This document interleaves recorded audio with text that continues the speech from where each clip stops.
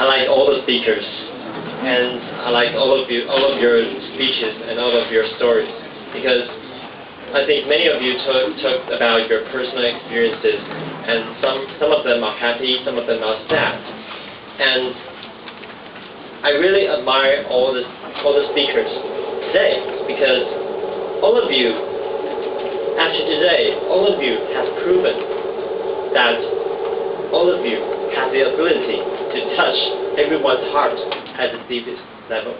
So I congratulate all of you. And now, I would like to divide my language evaluation into two parts. The first one is a minor part, because I think all of you speak really good, really great. So just some minor things is about pronunciation, and the bigger part about the use of words. So I will first talk about pronunciations. And today you all pronounce it well, but I think there are some vocabulary that is constantly pronounced mistakenly. And one word is competitor. And I've listened through all the speakers and TMEs and table topics, no table topics, sorry, and like heavy talk sessions. And this word, competitor, I think some of you pronounce it incorrectly. So I hope that you could memorize that the right pronunciation is competitor. And the second word is three. Okay, you have to pay attention to the first to the th sounds. Okay, because I heard that some of you pronounce it incorrectly. So try to remember it's three. Okay, pronounce it correctly. And the next I want to talk about is about names. And during this meeting, I heard that some of the audience's names was pronounced incorrectly, and I think it's more respectful to pronounce the other person's name correctly. So there are two actually. One is Eden. Okay, Eden. Try to memorize it in your memory. Eden. Okay, don't pronounce it wrong. And Heather. Okay, Heather. And now some minor pronunciation mistakes, like sophomore. Okay, sophomore. And dynamite. Okay, dynamite. Okay, and unique. And instrument. Okay. And that's the part for pronunciation, because I think all of you pronounce it quite great. And so for the rest of my evaluation, I want to talk about your use of words. Okay, so first I want to talk about Toastmaster of Evenings. Okay, and I think today you had a really great topic, and you described all the speakers as hidden dragon, crouching tigers. I think that's really a good quotation from the movie, right? And I think that is good. Okay. But I was a little bit confused about your topic, which is junior arena for today's topic. And in my impression, in my memory, I think arena is more about you use arena, this word, to talk about a place which you hold a competition or a contest. So I would suggest you it's not so good to use the word arena.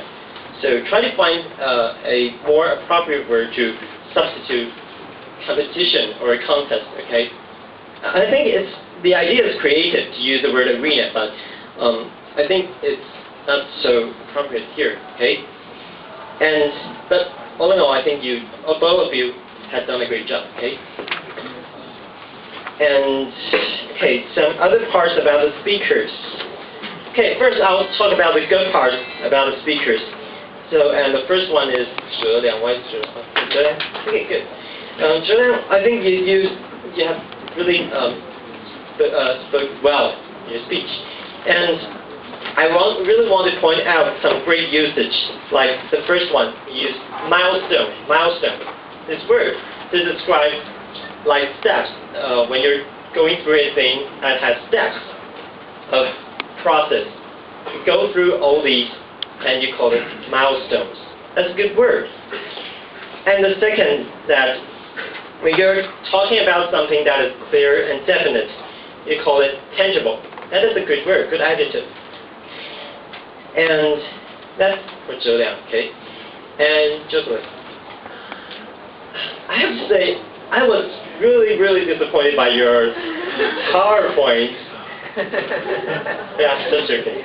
Because I was expecting to see something beautiful in that way, but no. Oh, so you promised it. Okay. Okay, no, but I was just joking. Okay, Jocelyn did a great job and you used really beautiful words. I just give some examples, like you use some great adjectives in your speech, like serene, or tranquil, or enchanting, to describe the scenery. And when you heard about this word, I think these words are precise and can really describe the beautiful scenery. Okay, and I'll jump to Jeffrey. And I think you have some great usages, like you yearn for something. That is, you want something very much. That you yearn for something. Good. And time heals the wound. I think that is also a good usage. And okay. Now I also want to talk about some usages that you may need to improve. The first one, I heard somebody said somebody's tennis skill is low.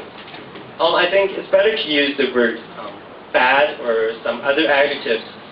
Low is not appropriate adjective for your skill. And secondly, when you're talking about competition, you use the word. Somebody used the word strong. And a better way to describe this competition is the competition was so fierce. Do you know the word fierce? Okay, fierce. I think fierce is a better word when you describe a competition in which competitors compete really, really hard. And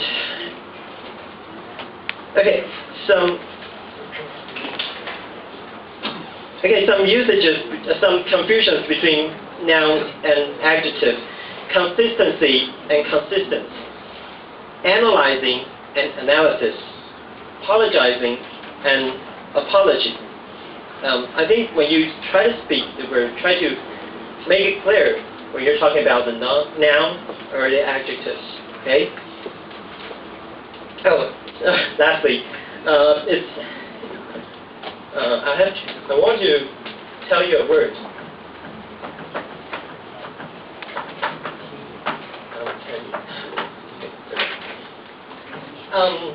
I know Amy told Amy?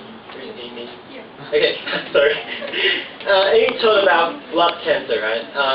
And okay, as a person who really specializes in this field, I would really like to tell everyone the actual term for blood cancer. That is leukemia.